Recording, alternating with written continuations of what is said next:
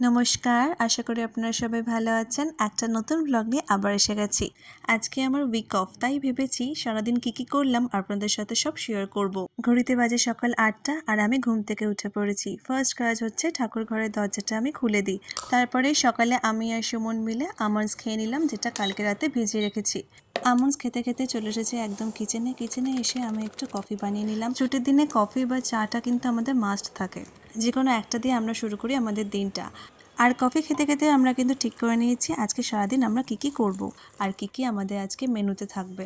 সকালে উঠে আরেকটা কাজ থাকে ইম্পর্ট্যান্ট, সেটা হচ্ছে মা আর মামনির সাথে একটু গল্প করতেই হয়। আর তার সাথে সাথে আমার গাছগুলো একটু যত্ন পেয়ে যায়। গাছগুলো যত্ন তো এই একটা দিনই আমি একটু ভালো করে করতে পারি। যত্ন অনেক হলো গাছের। এবার আমি ভাতটা বসিয়ে দিয়েছি, এবার কিন্তু পেট পুজোর পালা। আগে সবজিগুলো সব কেটে নিলাম, সবজিগুলো কেটে রেডি হয়ে গেছে। আজকে আমাদের পুরোটাই হচ্ছে ভেজ হবে, আজকে কোনো ননভেজের ব্যাপার নেই।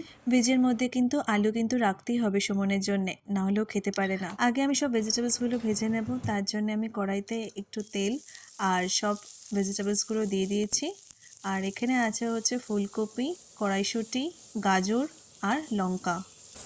আর এদিকে আমি একটা কাচের বলে ডালটা ভালো করে জল দিয়ে ধুয়ে নিয়েছি। ধুয়ে এবার ডালটাও কিন্তু আজকে আমাদের মেনুতে আছে।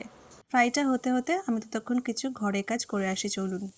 একদিন ছুটি মানেই হচ্ছে সব কাজের মাঝখানে কিন্তু ঘরদোর পরিষ্কার করাটা কিন্তু থাকেই।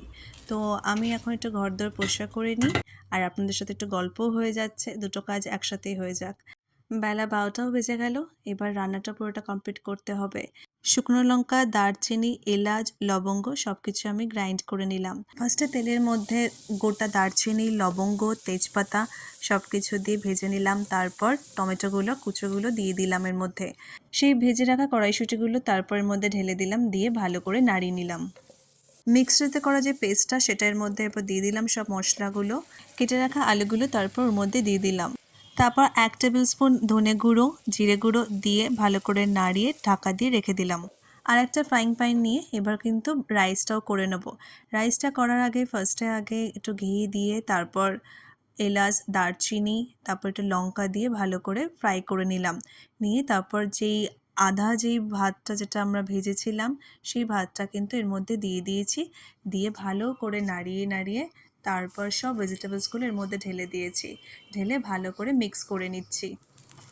আমরা বেশি ঘি বা তেল খাই না, তাই জন্যে ঘি বা তেল একদমই কম দিয়েছি।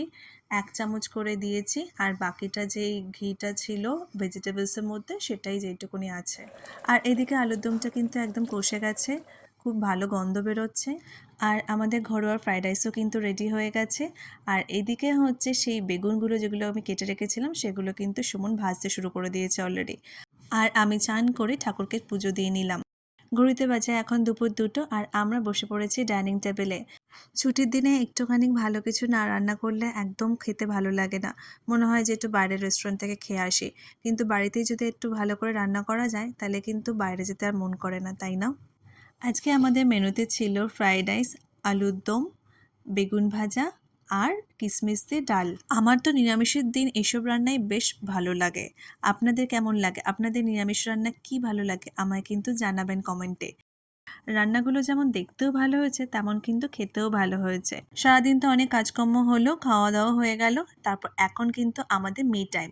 মি টাইমে কিন্তু একটা যে কোনো মুভি তো থাকেই। আজকে আমাদের সিরিজে আছে হচ্ছে বেঙ্গলি মুভি হইচইতে।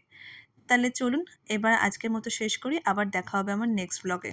ততক্ষণ আপনারা ভালো থাকবেন, সুখে থাকবেন।